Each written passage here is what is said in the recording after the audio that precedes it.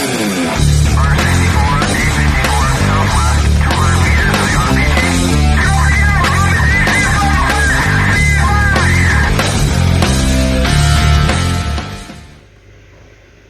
araw mga buddy. Kumusta kayo? Kumusta? Road rage, no? Road rage. Yung kwentuhan natin ngayon tungkol sa road rage. Nakikita natin sa social media. Nakikita natin sa news. Baka nga naranasan na nung iba sa inyo eh. Yung ma-involve sa road rage, no? Nagkakainitan ng ulo sa kalsada, nagkakagit-gitan, hindi nagbigayan, nauuwi sa away minsan. Ay, ano nga bang magandang response dun? Ano bang magandang gawin pag na-involve ka sa road rage? O kung paano makaiwas na ma-involve sa road rage? Eh para sa akin, pinakamaganda pa rin yung wag pumatol. Di ba? Pag ikaw ay minura, sabihan ng kung ano-anong masasakit na salita, huwag mong pansinin, okay lang yun. Salita lang naman eh. Bakit ba hindi mo dapat patulan? Eh kasi more or less pag road rage, more or less hindi mo naman kakilala yan eh.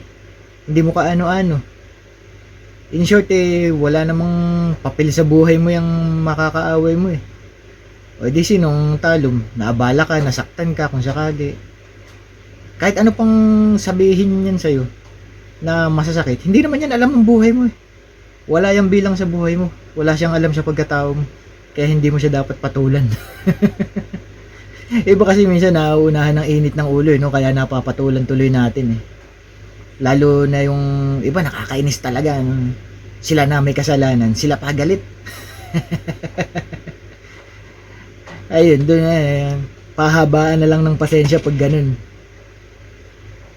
Eh kasi papatulan mo, wala namang papel sa buhay mo yan. Naabala ka, baka madisgrasya ka pa, hindi mo alam, baka may dalang kutsilyo o baril. Hindi, mas maganda pa rin yung wag mo na lang patulan.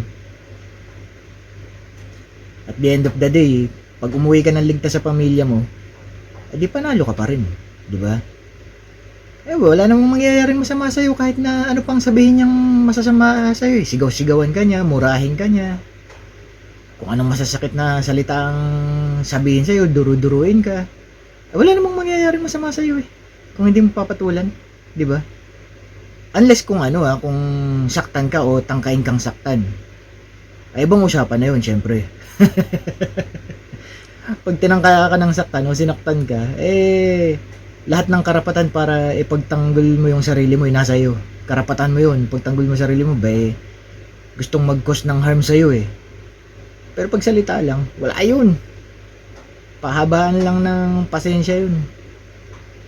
Kung makakatulong, ituring mo na lang na mas mababang uring nila lang siya. Halimbawa, aso. Isipin mo, aso yan. O diba, pag dumaan ka sa kalsada, tinahulan ka ng aso, makikipag-away ka ba doon sa aso? Syempre hindi, diba? Isipin mo, mas mataas na tao ka, mas mataas yung value mo bilang tao kaysa sa mga ganong klase. Isipin mo, yan, mababang uri ng nilalang yan. Hindi na dapat patulan para hindi masyadong masama sa loob mo. Kasi minsan ng mindset natin, pag hindi tayo pumatol, parang duwag ako dun kasi hindi ako pumatol, hindi ko nilabanan eh. Parang iisipin nila na duwag ako o iisipin mo sa sarili mo, parang naduwag ako parang ang sama sa loob natin Pero ang totoo nun, takalo ka sa kahit anong anggulo dun pag pinatulan mo yung hindi mo naman kakilala nang dahil lang dun dahil lang sa gitgitan sa kalsada, nagkainitan ng ulo, talo ka dun, naabala ka na, nasaktan ka pa. Buti sana kung masaktan ka lang. Kung madisgrasya ka talaga, kung madisgrasya ka niyan, hindi mo naman yan kilala, mamaya umuwi lang ng probinsya, wala ka ng habol, diba? Maganda pa rin, huwag na lang pumatol. Pahabaan ng pasensya. Kung naman sa tingin mo nakakababa ng tingin sa sarili yung hindi pagpatol, Ay parang hindi sumama yung loob mo. Isipin mo lang, mababang uring nila lang yan. Hindi dapat patulan.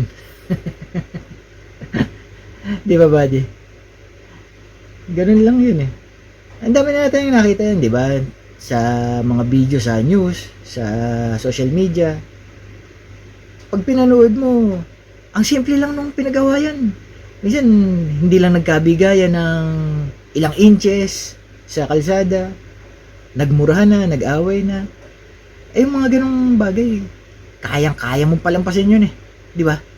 Kasi ang dami pang mas importanteng bagay sa buhay mo eh. Hindi na para patulan mo yung ganong kaliit na bagay eh. Ako, naranasan ko na rin dati yan eh. Nag-sorry ako. Kahit siya ang may kasalanan. Humingi na lang ako sorry eh. Boss, pasensya na. Sorry. Tapos ang usapan. Naduwag ba ako? Hindi ako naduwag. Para sa akin hindi ako naduwag. Ayoko lang makipag-away sa hindi ko naman kakilala nang dahil lang sa ganong kaliit na bagay. Di ba? Okay lang siguro mga buddy. Pahabain natin ang ating pasensya. Huwag pumatol sa hindi naman dapat patulan. Pwera na lang pag sinaktan ka o tinangka kang saktan, karapatan mo ipagtanggol ang sarili mo. Pero pag salita-salita lang, palampasin mo na lang. Okay lang yun. Habaan mo na lang pasensya mo. Pag uwi mo sa pamilya mo, walang nangyaring masama sa'yo, panalo ka. Diba? Ingat mga buddy.